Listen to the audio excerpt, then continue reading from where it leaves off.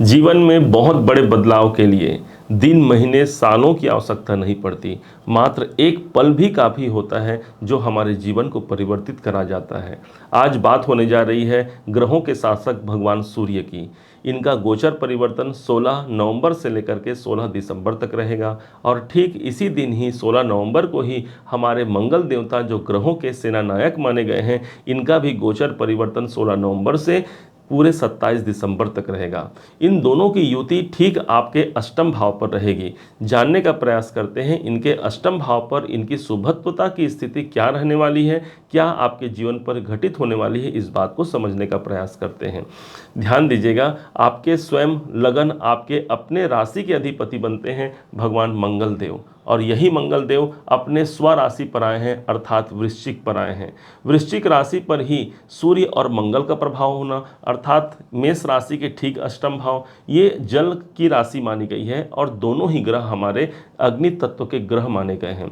जल स्थान पर आकर के क्या ये अच्छा प्रतिफल देंगे? तो ये समझिए दोनों के लिए ही ये वृश्चिक राशि इनके शुभत्व की राशि है। एक तरफ आपके जो राशि के स्वामी बनते हैं मंगल, उनकी ये दूसरी राशि हो गई। और दूसरी बात ये समझ लीजिए कि भगवान सूर्य के लिए भी मंगल अति मित्र हैं, वो मित्र भी हैं और साथ में जिनके राशि पर गए हैं वो भी इनके मित्र की ही राशि है।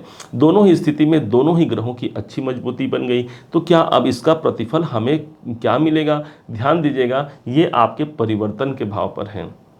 परिवर्तन के क्षेत्र पर यदि आप चाह रहे हैं कोई बहुत लंबे समय से कोई मेरे जीवन में परिवर्तन नहीं हुआ, ये नींव का पत्थर हो सकता है ये 1 महीना।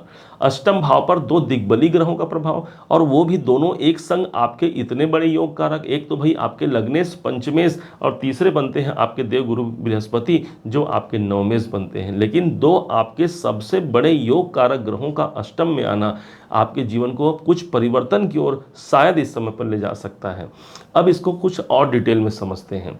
भगवान मंगल देवता अष्टम भाव में, तो यहाँ पर कुछ बातों का आपको सतर्कता भी रखना होगा। उस बातों को समझिए, फिर जो पॉजिटिव हो सकती है उस बातों पर हम चर्चा करेंगे। जहाँ पर आपको सतर्क रहने की आवश्यकता है, हो सकता है इस समय पर आपके स्वास्थ्य में नरमा गर्मी हो सकती है क्योंकि लगन के मालिक अष्टम में आ रहे हैं। दूसरी बात, आपके जो पंचमेश बनते हैं ये भगवान सूर्य हैं जो आपकी मन स्थिति इस समय पर कुछ विचलित हो सकती है, किसी अन्य के माध्यम से आपके मन पर प्रभाव डाला जा सकता है। इसलिए इस समय पर आपको इग्नोर करते हुए अपने कार्य को आगे बढ़ाना है। तो निश्चय मानिए यहाँ पर अब जो सकारात्मक प्रभाव मिलेगा वो परिवर्तन के रूप में ही आपको मिलेगा।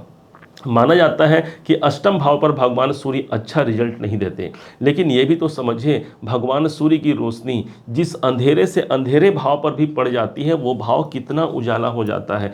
अगर सारे संसार में भगवान सूर्य की रोशनी नहीं होती तो सारा जगत अंधकारमय हो जाता। और यही भगवान सूर्य जब अष्टम में आपके आ रहे हैं, अर्थात अष्टम भाव के जो नेगेटिव प्रभाव है उसको कम करेंगे। इस हिसाब से देखा जाए तो ये स्थान मंगल और सूर्य का कॉम्बिनेशन, अष्टम भाव आपके विपत्ति का होता है, आपकी आयु का होता है, साथ में हमारे तनाव, डिप्रेशन, बाधाएं, रुकावट, ये सभी स्थान मतलब ये सभी भाव, ये सभी बातों को लेकर के अष्टम भाव अपने अंदर समाहित किए हुए रहता है। परंतु दूसरी ओर देखा जाए तो अष्टम भाव ही वो स्थान है जो हमारे जीवन में परिवर्तन को प्रदर्शित करता है। तो जब दो इतने इंपॉर्टेंट ग्रह, आपके योग कारक ग्रहों में दो ग्रहों का समावेश एक संग हो जाएगा तो परिवर्तन या बदलाव कैसे नहीं होगा, इसका विचार आपको स्वतः करना है। दूसरी बात ये समझिएगा कि मंगल देवता स्वयं सेनाध्यक्ष की उपाधि इनको प्राप्त है। अब सेनाध्यक्ष मंगल यदि अष्टम में आ जाए तो हमारे जीवन में जो अगर कोई तकलीफ है, कोई बाधा है, तो उससे लड़ने की क्षमता आपकी इस समय पर काफ़ी अच्छी रहेगी। आप अपने जो प्रॉब्लम है उससे निकल पाने के लिए या फिर उसको आप किसी प्रकार से अपने जीवन से हटा पाने के लिए आप ज़्यादा इस समय पर परिश्रम करेंगे, क्योंकि मंगल का दूसरा नाम ही साहस होता है। इस कारण से साहस इस समय पर आपके जो बाधाएं हैं, जो कष्ट हैं, उनकी निवृत्ति के लिए आपकी हो सकती है।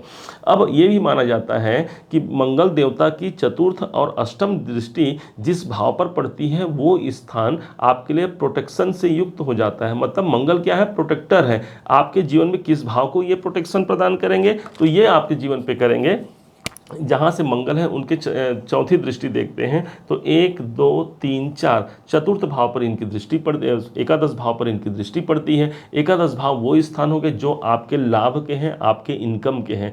मतलब यदि किसी कारण से इनकम हमारे दूर जा रहे हैं तो मंगल देवता क्या करेंगे, उसे प्रोटेक्ट करेंगे, रोकने का प्रयास करेंगे, अर्थात इनकम की संभावना को काफ़ी बढ़ा देंगे। यही स्थान आपके बड़े भाई बहनों का है, उनके लिए भी अच्छा हो गया। और यही स्थान आपके सोशल सर्कल, जो आपके सामाजिक दायरे हैं, वहाँ से भी आपको सहायता और सफलता मिलने की संभावना काफ़ी बढ़ जाती है। अब यहाँ से देखते हैं मंगल की एक दृष्टि, मंगल और सूर्य की एक दृष्टि, अब यहाँ पर दोनों ही आ गए। यहाँ पर क्या था, सिर्फ मंगल की दृष्टि थी। अब यहाँ पर सूर्य और मंगल दोनों की दृष्टि आपके धन भाव पर, धन भाव पर इनकी दृष्टि होना, वो भी अष्टम भाव पर से होना, मतलब कहीं पर पैसे हमारे रुक गए हैं या पैसों से जुड़ा हुआ कोई प्रॉब्लम है, कोई धन संबंधी चिंता है, वहाँ से ये मुक्ति प्रदान करेंगे। क्यों? क्योंकि बदलाव भाव से देख रहे हैं धन भाव को, तो धन संबंधी कोई कार्य इस समय पर बनने की एक योग बन सकती है। इस बात को आप ध्यान रखिए। यही स्थान हमारे वाणी का भी होता है और यही स्थान हमारे कौटुंबिक जनों का भी होता है। तो इन दोनों ही क्षेत्रों में भी आपको अच्छा खासा प्रभाव देखने को मिलेगा।